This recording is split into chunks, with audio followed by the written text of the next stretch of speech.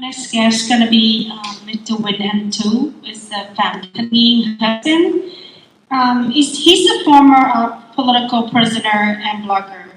He was spent 14 years in jail and 7 years under house arrest.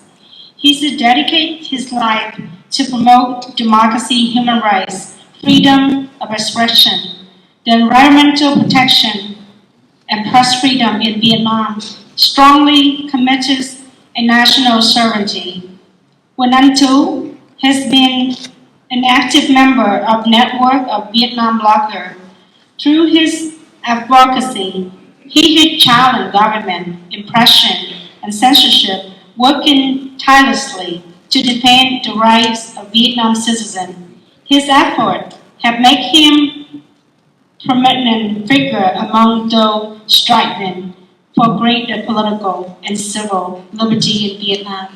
Mời anh Huỳnh Anh Trí.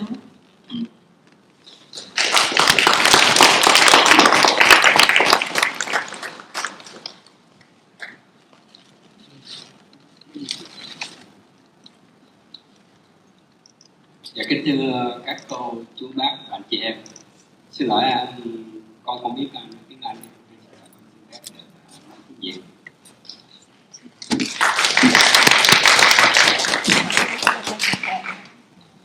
Kính thưa quý vị, trước tiên tôi xin cảm ơn quý vị đã cho tôi một cơ hội hiện diện tại nơi đây hôm nay. Thật khó để chuyển đạt chặng đường 14 năm tù đầy chỉ trong vài phút ngắn ngủi. Tôi đã ra tù gần 12 năm. Có những điều đã phải phai mờ, nhưng cũng có những điều ký ức sẽ theo tôi suốt đời. Tôi và em trai Huỳnh Anh Trí bị bắt vào đêm 29 tháng 12 năm 1999. Ngày sau đó, chúng tôi bị tách ra và thẩm vấn riêng. Hơn 10 viên an ninh thay phiên nhau hỏi cung tôi suốt 72 giờ không ngừng nghỉ. Một trong số họ đánh tôi, những người khác thì chửi bới và đe dọa. Nếu không nhận tội, tôi sẽ đối mặt với bản án 20 năm tù hoặc chung thân, thậm chí tử hình. Sang ngày thứ tư, tôi bị đưa vào buồng biệt giam rộng chừng 6 mét vuông, không cửa sổ, ăn uống và tiểu tiện tại chỗ. Sau 72 giờ bị tra khảo liên tục, tôi tưởng rằng mình sẽ được nghỉ ngơi. Nhưng vừa thiếp đi, tôi nghe thấy những âm thanh mang dại, tiếng chu chéo kinh hoàng vang lên trong đầu tôi. Tôi cố bịt tai.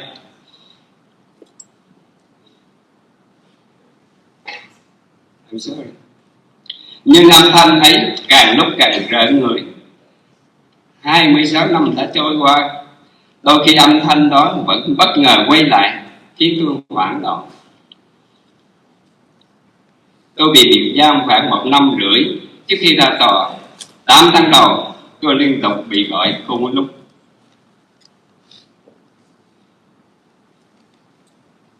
Vào lúc 1-2 giờ sáng, gần sáng họ đưa tôi trở lại buồng, và chỉ vài tiếng sau, lại có một nhóm khác đến tiếp tục thẩm vấn. Chúng tôi gọi hình thức này là sa luân chiến. Một người phải đấu trí với cả chục an ninh. Tôi từng bị chuyển qua 5 nhà tù khác nhau, chưa kể cả các lần chuyển buồng, chuyển trại. Ký ức ám ảnh nhất đối với đời tôi là đói và rất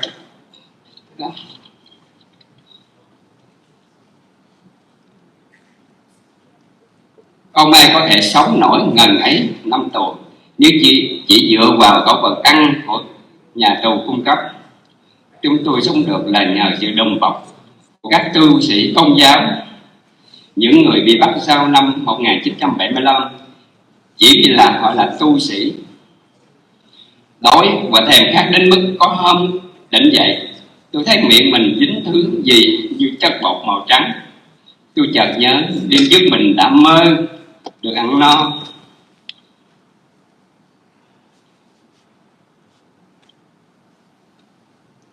Và trong mơ tôi đã nhai răng.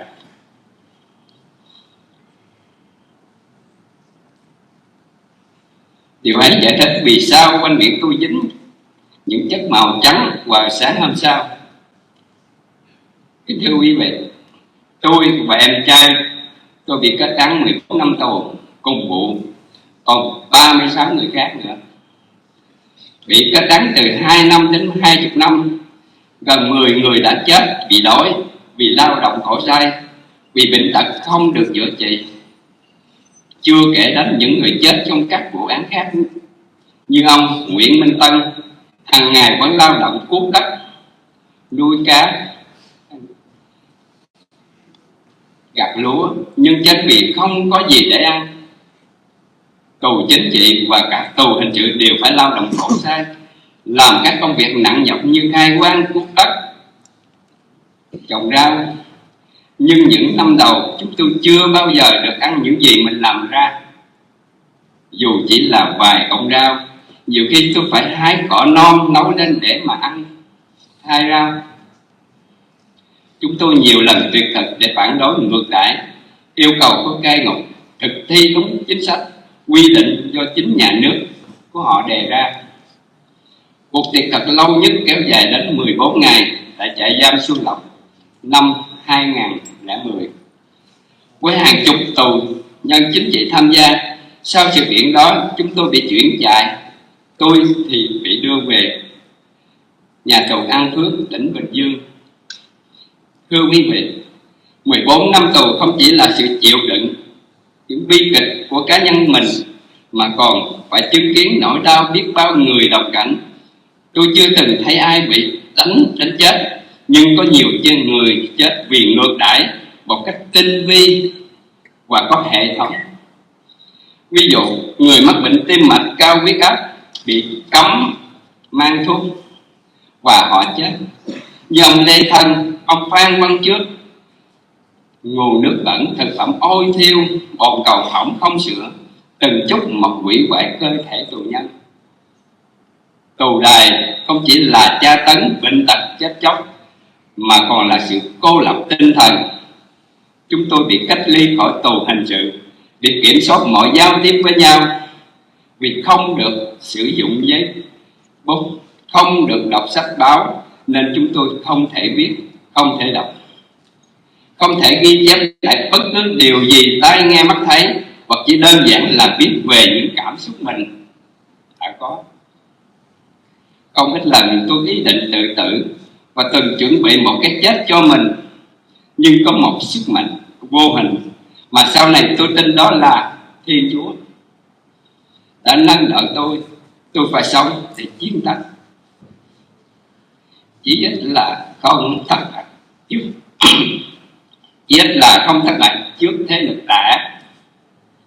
Thưa quý vị, chúng tôi kể lại những điều này không chỉ cho bản thân mình mà còn cho những người đã chết, như anh tôi, Huỳnh Anh Trí, ông Trương Hương Sương, Nguyễn Nhân Trại, Bùi Đăng Thị, Đinh Đăng Định và nhiều người vô danh khác.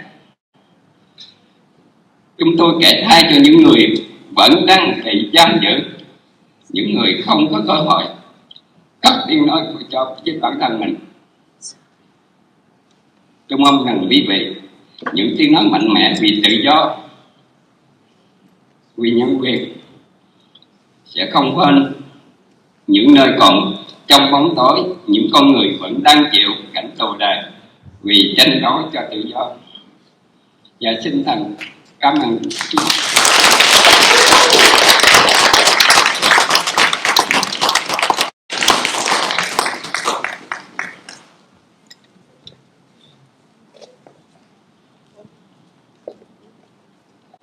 Again, ladies and gentlemen, please allow me to translate his scripts in English.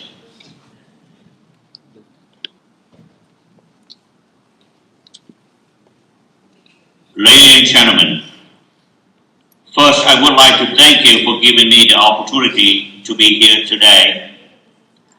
It is difficult to convey the full reality of 14 years in prison in just a few short minutes. I've been released for nearly 12 years now. Some memory have faded, but others will stay with me for the rest of my life. My younger brother, Huỳnh Anh Trí, and I were arrested on the night of December 30th, 1999. Immediately after, we were separated and interrogated individually. More than 10 security officers took turns questioning me for 72 hours non-stop. For 3 days and 3 nights, I was not allowed to eat or sleep. Every time I collapsed from exhaustion, they would yank me up by the hair or throw good water on my face. One officer beat me while others cursed and threatened me, saying if I didn't confess, I would face 20 years life imprisonment or even the death penalty. On the 4th day, I was thrown into solitary cell about 6 square meter wide, without window. I had to eat, drink, and relieve myself in that same space. After 72 hours of non-stop interrogation, I thought I would finally get to rest. But as I drifted off to sleep, terrifying sounds filled in my head. Wild shrieks and howls that seemed to come from inside my skull. I tried covering my ears, but the sound only grew louder.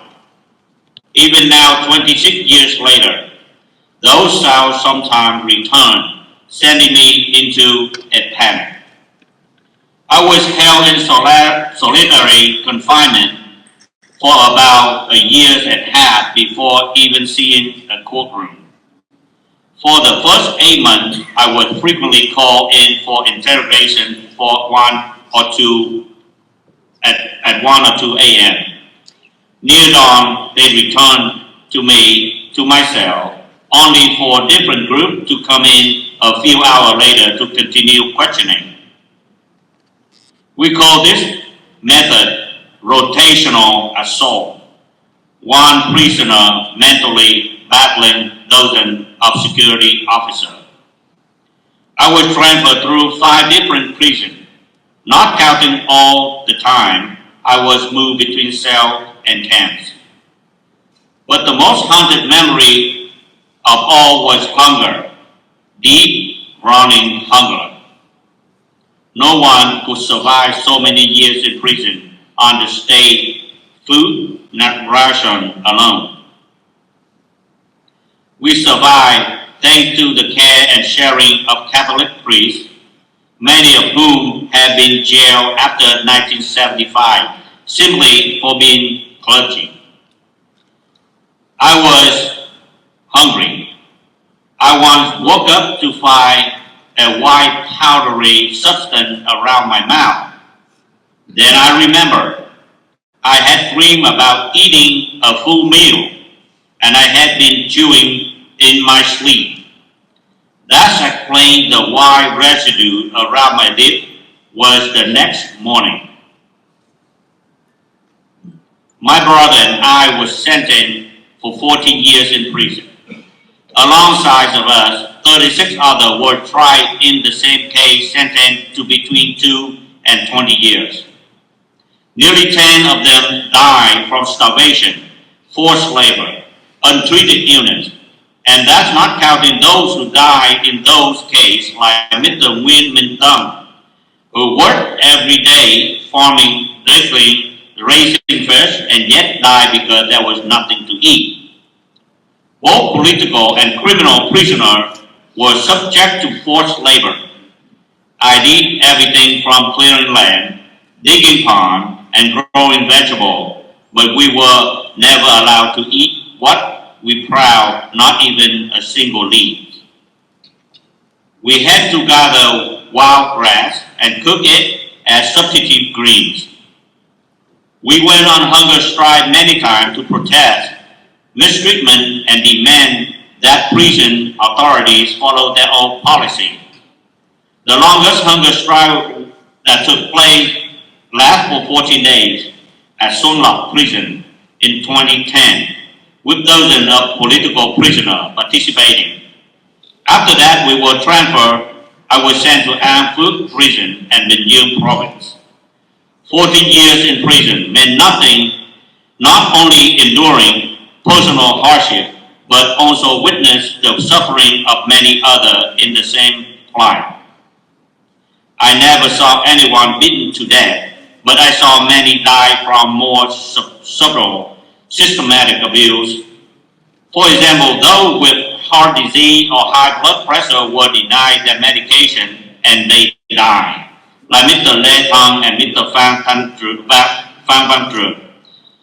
Dirty water, rotten food, broken toilet left unrepaired. These slowly destroy our body, led to death. Prison was not just about torture, disease, and death. It was also a campaign of psychological isolation. We were kept separate from criminal inmates, and all communication between us was tightly controlled. Denied pen and paper, we couldn't write. We wouldn't allow books or newspapers, so we couldn't read or record anything we saw, heard, or felt, not even our own emotion. Many times I contemplate suicide. I even prepared for it. But there was an invisible strength, something I later came to believe that was God. That lifted me up. I had to live, if only not to be defeated by the force of evil. Ladies and gentlemen, we share this story not for ourselves, but for those who have died, like my brother, Huỳnh Anh Trí, Mr. Trương Văn Sơn, Nguyễn Văn Trại, Việt, Đăng Thủy, Đăng Đình, and so many other with names you may never know. We speak on behalf of those still behind bars, those who have no voice. I hope that you voice your freedom, human rights, and not forget the place still shrouded in darkness, or the people who are still suffering in prison for daring to fight for liberty. Thank you very much. Thank you, sir.